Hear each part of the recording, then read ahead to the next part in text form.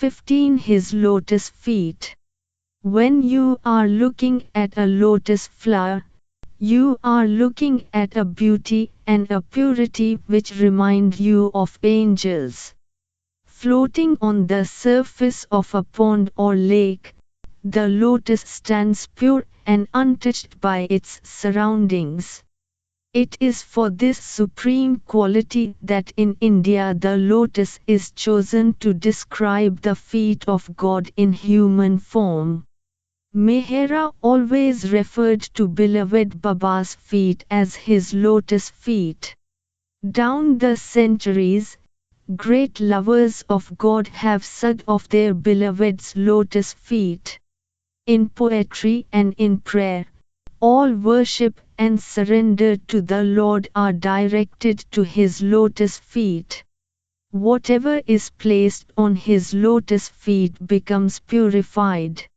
When people touch a perfect Master's feet with their forehead, they lay upon Him the burden of their sanskaras, the impressions of thought, emotion, and action which bind the individual.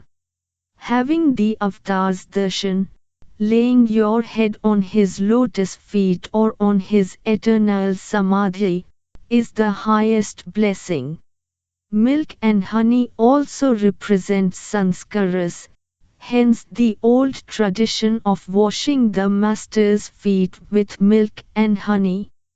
Beloved Baba's feet were washed with a mixture of water and milk and honey during his birthday celebration at Nasik in 1937. The water, milk, and honey which has washed the avatar's feet becomes supreme, holy water, and to drink even a drop of it is a rare blessing.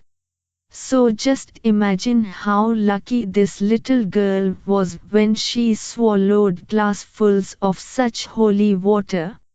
Yes, the little girl was me, and the place was Meherabad. The occasion was Solenu, the Persian New Year which falls always on 21st March and which is celebrated for a number of days in every Irani home. Families load their tables with all kinds of fruit and sweets for friends and relatives who drop in all day. The most delicious part of the Solenu tradition is a milkshake known as Faluda. To swirl in your hand a glass of this Persian drink, all pink and sweet and rose flavored, is pure joy. So, you can imagine how everyone around Baba looked forward to this New Year treat from him. On 21st March, Baba had Masaji make a large quantity of Faluda which he personally served to all. The men were assembled in the open, filing past Baba while he filled each glass held out to him. You know me by now, and you know I wouldn't miss this for anything.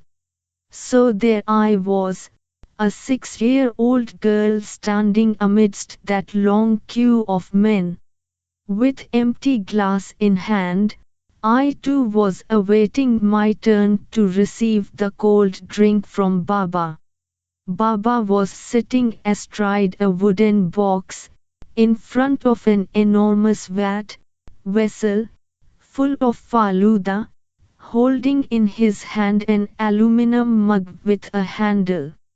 As the men walked by, Baba bent down and dipped the mug into the vat, filled it, and poured the Faluda into each glass. My turn came, and I got my glass full. I stood at a distance sipping it, watching Baba's swift and graceful movements while he continued giving out Faluda without a moment's respite. As the level of the Faluda in the vat kept going down, Baba had to bend lower and stretch further forward in order to fill the mug. I could see it was becoming a problem, and I felt sure only Baba could solve it. He did. Baba stepped right into the vat, if you please. I saw him pull up his sadra above his knees and put his legs into that huge vessel. This made it easier for him to scoop up the remaining faluda. I squeaked with delight. But then I felt extremely dismayed because I had missed having the faluda in which his feet were immersed. I had to do something about it.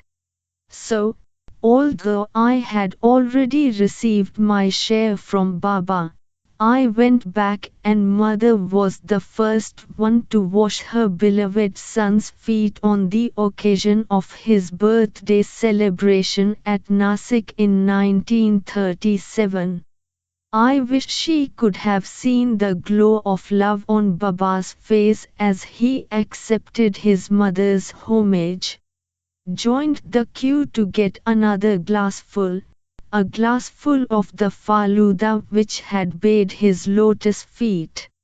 When I approached Baba this second time, he stopped and looked at me for a moment before filling my glass. While walking away, I gulped down this nectar, alias faluda, and found that it definitely tasted much sweeter than the first glassful. Emboldened, I did it once more. I stood before him a third time, with my empty glass. He filled it again, but this time he gestured firmly, no more. And the twinkle in his eyes clearly said, you have had enough. Can one